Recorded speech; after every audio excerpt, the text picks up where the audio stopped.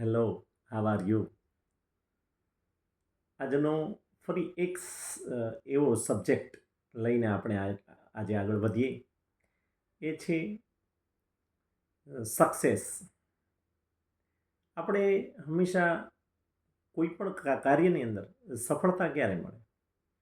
તો એમ એવી એક કહેવતો પણ છે, સિદ્ધિ તેને જય વરે જે પરસેવે નાય. આપણે કહીએ ભાઈ ઉનાળામાં તમે બહુ પરસેવો ખાઈએ છીએ, પરસેવો વળે છે, પણ એ પરસેવાની વાત નથી. અહીંયા તો મહેનતના પરસેવાની વાત છે. મહેનત કરો અને સાચી લાઈન ઉપર સાચી જે કંઈ તમે કામ કરો એનું તમે એક એવું એનું સુંદર મજાનું આયોજન બનાવી અને એનું ફીડબેક મળે એ રીતનું તમારું કામ હોવું જોઈએ. એટલે કે સિદ્ધિ તેને જય વરે જે પરસેવે નાય. તો ખૂબ મહેનત કરવી, ખૂબ પરિશ્રમ કરવો. અને ઘણા આપણા બધા લોકો એવા હોય છે કે જે લોકો એમ કહે છે કે અમે ક્યાંય પણ સફળ ન થયા, અમારી લાઈફમાં અમને સફળતા ન મળી. અરે ભાઈ, સફળતા તો તમારી પગ ચૂમે છે, તમારા પગની નીચે ઊભી છે. તમે પગ થોડાક આમ હલાવો ને તો ફટફટ કરતી ત્યાંથી તમને દેખાવા માંડે, સંતાઈ જાય છે. સફળતા ક્યાં સંતાય છે? આપણા પગની નીચે સંતાય છે. હા, તમે દોડવા માંડો ને એટલે પછી સફળતાને ખબર પડી જાય કે હવે તો આપણે ખુલ્લા પડી ગયા.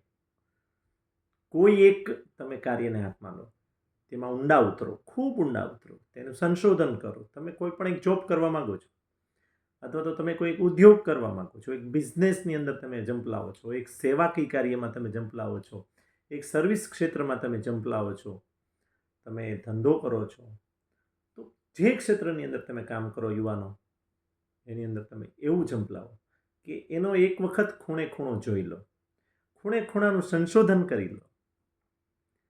પછી એ જાણ્યા પછી એની અંદર ઝંપલાવો. સફળતા તમારા પગ ચૂમશે, સફળતા તમારા પગ ચૂમશે.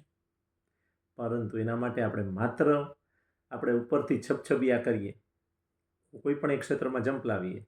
હાલો ભાઈ, આજે મેં આ ધંધો ચાલુ કર્યો, 20 દિવસ થયા, મહિનો થયો, 2 મહિના થયા, નો આયલો, આટોપી લીધો. પાછો સેકન્ડ બીજો ધંધો કર્યો, આયલો, નો આયલો, વળી પાછો હંકેલી લીધો. આમાં કાંઈ વળવાનું નથી.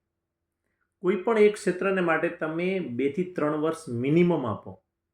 ઘણી વખત ખોટ પણ જતી હશે, ઘણી વખત જતી હશે, આપણે જોઈ શકીએ છીએ, પણ ઓછી ખોટ જાય એવું તો કરી શકાય.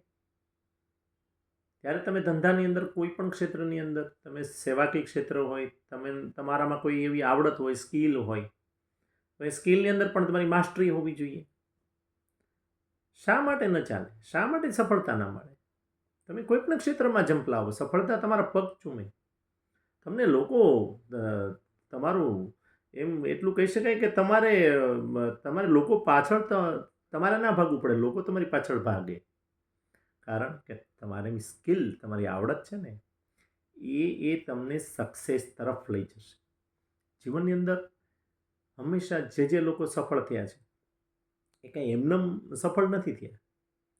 આપણે ઘણા લોકો જોતા હોઈએ છીએ કે ભાઈ આ માણસ તો કેટલો આગળ નીકળી ગયો, ક્યાં પહોંચી ગયો, જો તો ખરા. પણ એનો પાછલો ઇતિહાસ તો તપાસો કે એણે મહેનત કેવડી કરી છે.